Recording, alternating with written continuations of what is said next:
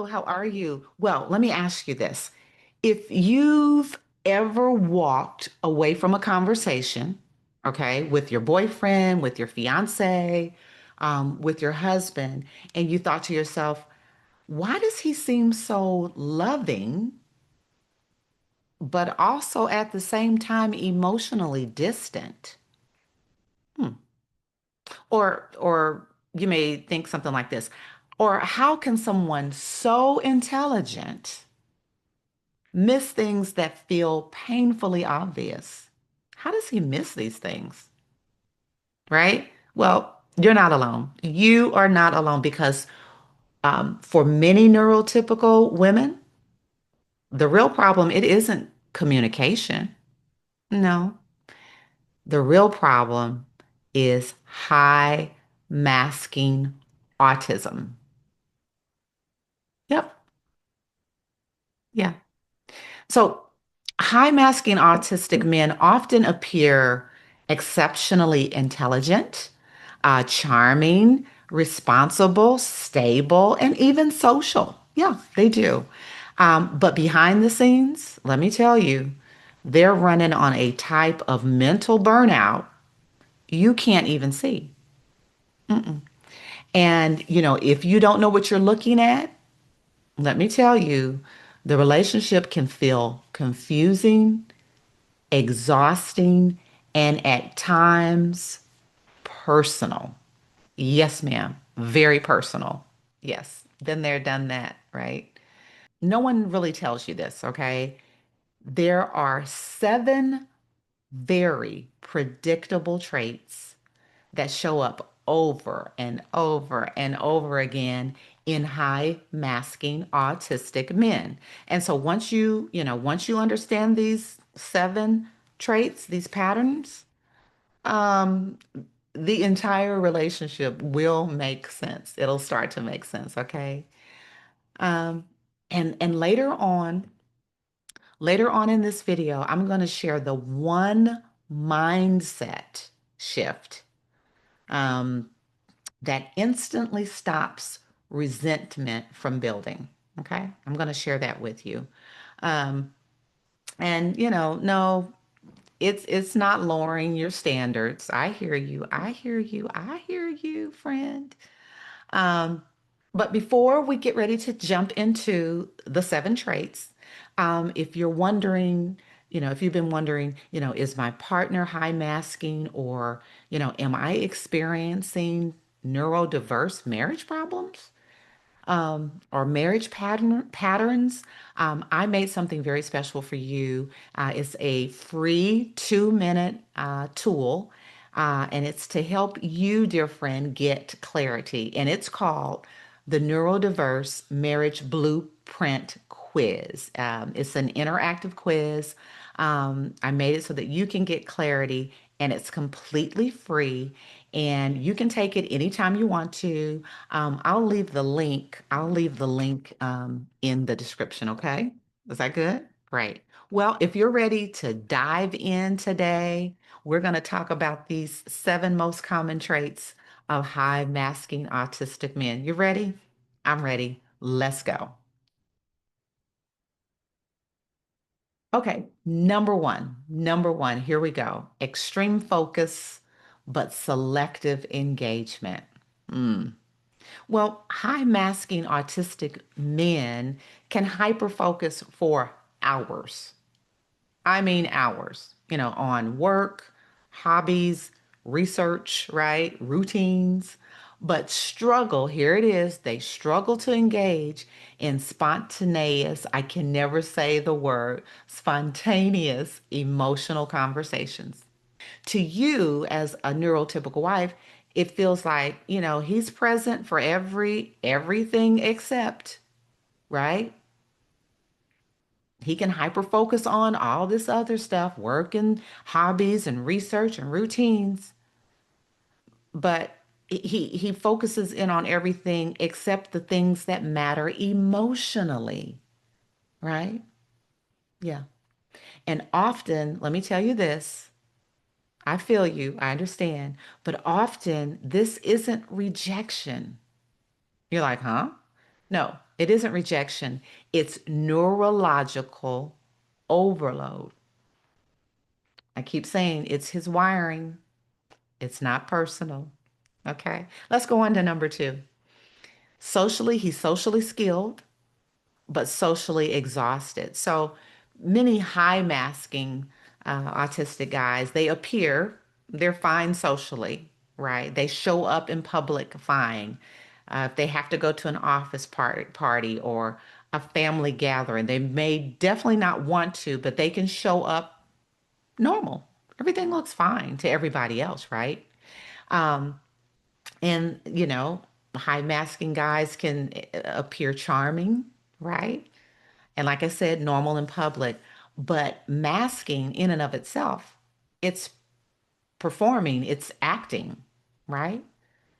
Um, and it drains them because they're not being themselves, right? They're trying to fit in. Okay. And it's very draining. So as a neurotypical wife, this is what you may notice. You may notice like irritability after events. You might start getting irritable after a function, right? Um, you might find that he needs isolation, for a while. You might be in at an event or a family gathering and he disappears. hmm Um, you might start to notice emotional shutdowns, right? After he's been in public or doing something social. And then you might start to see that he wants predictable routines. He needs it to be a certain way, right? And as that neurotypical wife, you experience that aftershock, right? Because what's true, he's been masking, he's been suppressing his natural tendencies. He's showing up all charming and wonderful in public, but that's not really him. So, you know, it drains him. And after he's performed, he's done, right? And so we as neurotypical wives, we get this. We get the aftershock. Okay. You understand what I'm saying? Okay, good. Well, number three, let's look at this trait.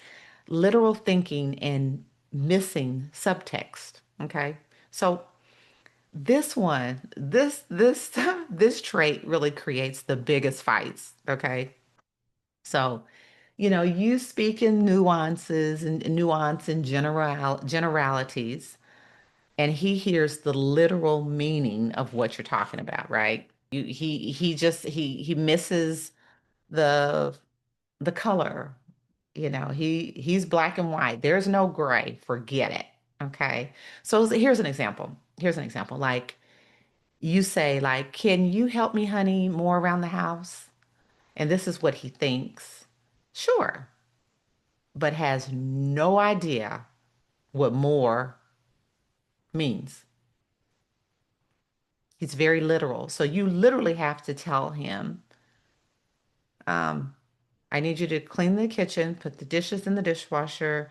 I need you to take the clothes out of the dryer and fold up the baby clothes and put those in his drawer. Very literal. Okay. And to you, it feels personal. It's like, why doesn't he automatically know this?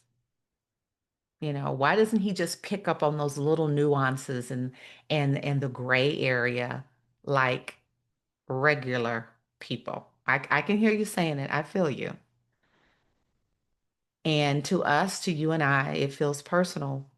But here it is, dear sister, it's not. It's not personal. It's processing. It's how he processes things. Yeah, it's how he processes. Okay, let's keep going. Number four. Difficulty with emotional reciprocity. And this is where many, many, many neurotypical wives feel the most hurt. It's true and it's real. Okay. So, for example, you share something like you open up right to your husband and you're sharing something and it could be painful, it just could be concerning, and you need comfort, right? Just that wonderful hug, or just for him to hold you. Um, you need empathy, you need a little reassurance, right? And this is what you get. He gives you logic, he gives you silence or solutions. That's not comfort, empathy, or reassurance. No.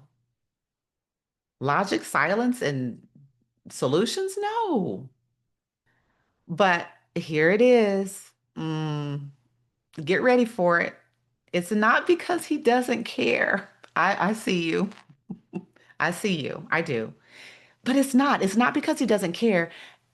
It's because he's using the tools he has. He's wired different, dear sister. I got to get you to get that. He's wired different. Yeah, it's still, yeah, I know. I hear you. You still feel it. You still need comfort. You still need empathy. You still need reassurance, but it's not on purpose. It's the tools that he has. It's how God actually, which is amazing, is how he made him. I'm like, Lord, you wired him like this. Okay. You didn't give me a manual. Okay. All right. Let me keep going. I can stay on that. Number five. Let me take a breath myself. Number five, rigid routines that feel controlling. And this one was another kind of hard one. Um, High masking autistic men, they tend to rely on structure to stay emotionally regulated, to stay even, to stay cool. Okay. And so when his routine breaks or something, he had this plan at this time, and then you come in, honey, can you? No. He will shut down fast. He will dysregulate quickly. And I'm sure, and maybe you've experienced this, right? Well, for a neurotypical woman, okay, this is what this can feel like, okay? You can start feeling like he's so inflexible. He's not spontaneous. We can't just jump out on a weekend and go somewhere. No, it has to be planned. It has to be a routine. I'm just using that as an example, right? So it feels like he's inflexible. It feels like you're married to a child. He's emotionally immature. I mean, this is how you feel, right? It's like I'm raising a teenager emotionally. Yeah. You know, he's so stubborn, right? He's stubborn. Um, you know, and or it may feel like rejection even to you, right? But here's the secret. But it's almost always fear-based. The routines that he builds that feel controlling, that feel inflexible, it's always most of the time based around fear. It's not based around dominance. He's trying to dominate me. He's trying to control me. It feels like it to us, but it's based around fear, not dominance. And I learned that when I'm like, oh, okay. All right. Okay. Let's keep going. Number six, shutdowns, not blow ups. Okay. Let's talk about that. Not every autistic man melts down loudly, right? They're not fussing and screaming and cussing and, you know, um, but there are some high masking autistic guys who just shut down quietly, right? They just shut down quietly. And to you, as the neurotypical wife, it can feel like he doesn't care. It can feel like he won't talk to me. Or, have you ever said, he shuts me out? He just completely shuts me out. That's what it feels like. But internally, he's in neurological overload. Hear me. He's in neurological overload. He's not distancing himself from you. He's escaping the overwhelm. Okay. So that's how he tries to regulate himself. Okay, number 7. Here's the final one. Hidden burnout from always performing. Okay. And this is the most universally shared trait. Okay. This final number 7. But can you imagine going through life and going through the world, always trying to perform and put on this mask, and it's not really how you're wired, right? Can you imagine that? So you feel a little compassion for him, right? Yeah. Well, high masking means he's always analyzing social cues, right? Like, are the rules? Oh, okay. Well, what's the rules? If I go to this party, and we're eating, what's the fork? And do I smile enough or do I not smile enough? Do I um, how do I interact with my brother-in-law? Or should I laugh at this joke? At what, all of these rules that we as neurotypical women and neurotypical men, if you happen to be watching this, but we automatically know. We grow up, we're raised, we learn those social cues from as from children.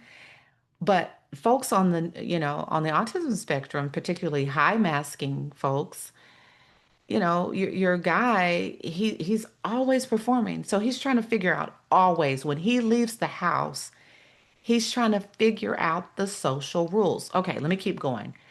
High masking means he's always monitoring his tone. Okay. He's trying to predict reactions. Yeah. He's copying social behavior. So he's looking at the guy over there trying to mimic what he does so he can appear normal, right? Um, high masking means he's hiding sensory discomfort. So he may be in a place where it's too loud, and his boss says, "Oh, let's go out to a game. We got a suite." And people are laughing and they're loud, and maybe some people are in there drinking, and it's a lot of sensory overload, but he's hiding it because he wants to fit in socially, right? Um, and then I've said this, trying to appear normal, right? So that burns him out, right? So by the time he gets home, he's depleted. He is done, right? And guess who he feels the safest to unmask around? Guess who? Guess who? Guess who? Guess who? Yes, you. Yes, ma'am. It's you. So, you receive the exhaustion he hides from everybody else. You get it. I get it. Yeah. I want to share 3 ways that you, as a neurotypical woman, how you can navigate these traits, okay, without losing your mind, without losing yourself. Um, and, will apply to whether, if you're dating or if you're engaged or, if you've been married for 20 years, this will apply to you. So, number 1, here we go. Use micro scripts instead of emotionally loaded language. So use scripts. Like, I have to use script. Yes. Learn them, memorize them. Yes. They will help you. Yes, they will. Replace like I can't say that word, ambiguity with clarity. Don't be all over the place.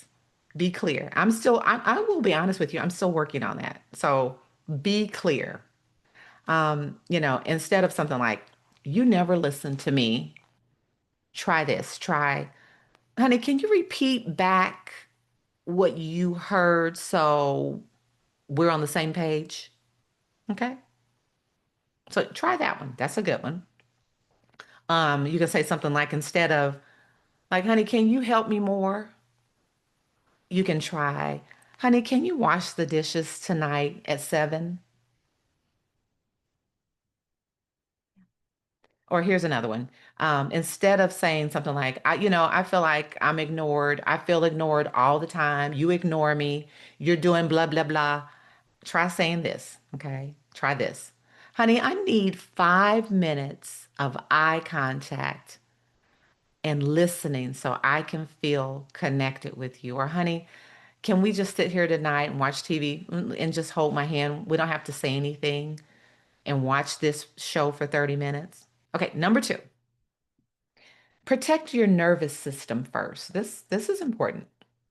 Um, your emotional regulation sets the tone of the entire relationship. Yes. I hear you. Is it on me? Yes. Yes. Okay. So use these tools daily. Okay. Here's some things. So step away before discussing anything important. Okay. Regulate yourself first. You know, if you're coming in from work and you like, I got to tell him this, or you've been home first and soon as he hits the door, no, calm yourself, regulate yourself, whatever that looks like. And then do your processing out loud, not silently. Okay. He can't read cues. So be direct, be clear as you talk, as you process out loud, which I do. I'm learning though to be clear, right? And then use co-regulation prompts like, you know, can you sit next to me while I calm down? I've had a bad day, honey. Can you just sit here and hold my hand? And you don't need to fix anything, honey. You don't need to say anything. And these reduce emotional misfires by 50%, by half. If you just do these three things, start practicing them over time, you can reduce a lot of extra stuff. Okay. And here's something I had to learn. It took me a long time. But, dear sister, dear friend, you have to stop taking his traits personally.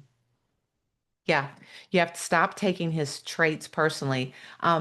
This mindset shift changes everything. And when you interpret his behavior through a neurotypical lens, you feel, let me tell you, when you're going to feel this. You're going to feel rejected. You're going to feel unseen, alone, unappreciated, right? But when you interpret it through a neurodiverse lens, this is what you see. You see overwhelm. You see his literal processing. You see his burnout. You see his masking fatigue. And you see his sensory overload. Okay. He's not doing these things to you, dear sister. He's doing them near you because you're safe. You're like, no. This this one shift alone, this one shift alone restores compassion. Yes, it does. It softens your resentment, right? And it lowers conflict dramatically. It does. It really does. So we went through the 7 traits today. Um, And, if you want a simple fill in the blank set of scripts, self-regulation prompts, emotional safety tools, and proven communication templates designed specifically for neurotypical wives in neurotypical marriages, which means you're married to a high masking autistic guy. My Peaceable Wife Quick Action Toolkit is linked below. Okay, if you're interested in that. It's a shortcut. It is a shortcut to calmer conversations, fewer shutdowns, and more connection. Yeah. Understanding high masking autism, it, you know, doesn't just help you decode your partner. Um, it helps you stop blaming yourself. Um, as you understand his autistic traits, it protects your peace. Um, and finally, you can start to feel emotionally safe again, right? And, if you want clarity on what's actually happening in your relationship, don't forget to take the Neurodiverse Marriage Blueprint quiz. It's free, and the link is in the description. So I hope that what this was enlightening.